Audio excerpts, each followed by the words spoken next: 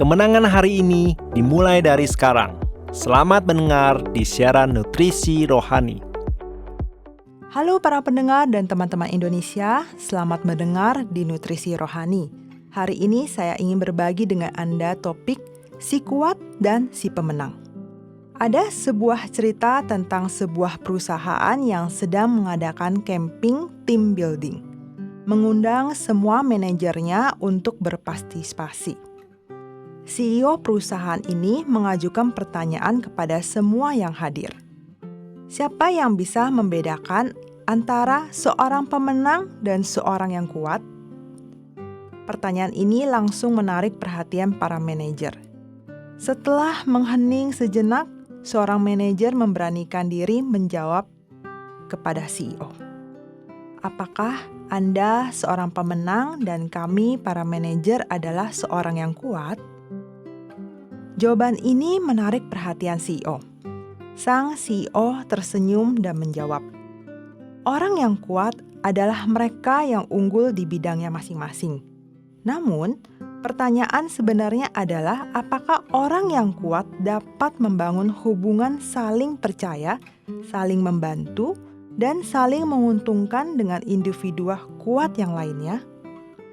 Memprioritaskan situasi secara keseluruhan dan mengubah kekuatan menjadi kemenangan? Ia menambahkan, di dunia ini, orang-orang kuat ada di mana-mana, tetapi persaingan di antara mereka tidak ada habisnya. Pemenangnya belum tentu yang terkuat, melainkan seseorang yang tahu bagaimana memanfaatkan kekuatan orang lain.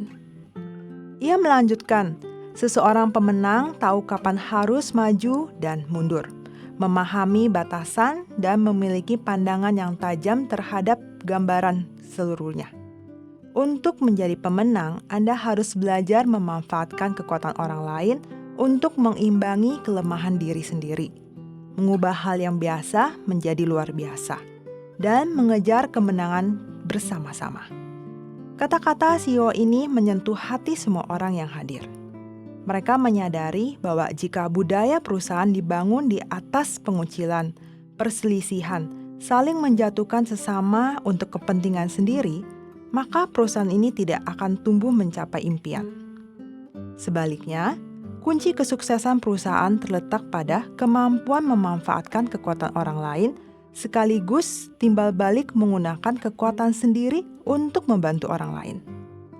Setelah mendengarkan kata-kata sang CEO, setiap manajer yang hadir mulai merenung dan mencoba mengubah sikap mereka, sehingga menyelesaikan perselisihan yang telah lama terjadi di antara departemen di dalam perusahaan ini. Teman-teman terkasih, apakah Anda orang kuat yang mengutamakan kepentingan pribadi atau seorang pemenang yang mengutamakan kemenangan bersama? CEO dalam kisah ini menunjukkan dilema bahwa orang-orang kuat ada di mana-mana, tetapi pemenang sejati sangat sedikit. Titik balik kesuksesan perusahaan terletak pada apakah setiap orang yang kuat dapat menemukan kembali cara saling menang dan saling membantu bersama-sama.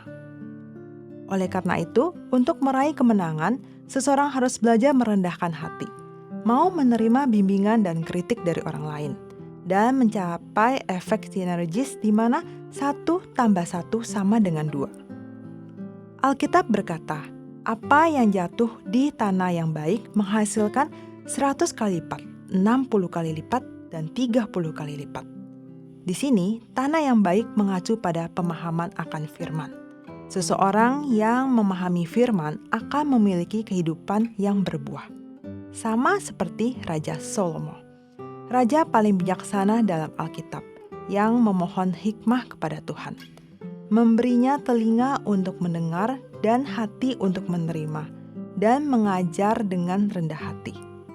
Allah mengabulkan permohonannya, dan kerajaan di bawah Raja Salomo menjadi kuat dan kaya, dengan keuntungan-keuntungan yang 30, 60, dan bahkan 100 kali lipat lebih besar. Teman-teman terkasih, apakah Anda juga ingin hidup Anda mengalami peningkatan 100 kali lipat? Maka marilah kita melembutkan hati dan menjadi orang yang mendengar dan memahami firman. Tuhan akan berbicara kepada Anda melalui Alkitab. atau melalui atasan Anda, atau mungkin rekan kerja Anda. Jika Anda memiliki hati yang mau diatur dan bertindak serta berubah setelah mendengar, Tuhan pasti akan memberkati hidup Anda, menjadikan Anda beratus kali lipat makmur dan pemenang sejati. Filipi 2 ayat 3. Dengan tidak mencari kepentingan sendiri atau puji-pujian yang sia-sia, sebaliknya hendaklah dengan rendah hati yang seseorang menganggap orang lain lebih utama daripada dirinya sendiri. Setiap episode 5 menit, mari mengisi kembali energi positif untuk diri sendiri.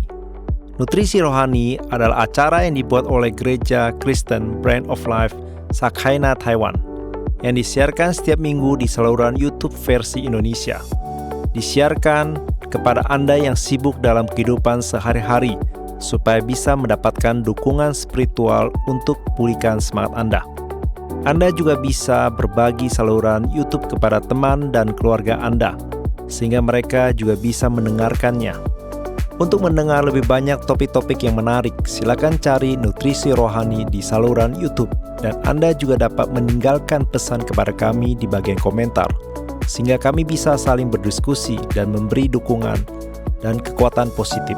Kalau Anda merasa video ini bermanfaat buat Anda, jangan lupa klik like dan tekan tombol lonceng untuk subscribe acara ini. Terima kasih dan sampai jumpa.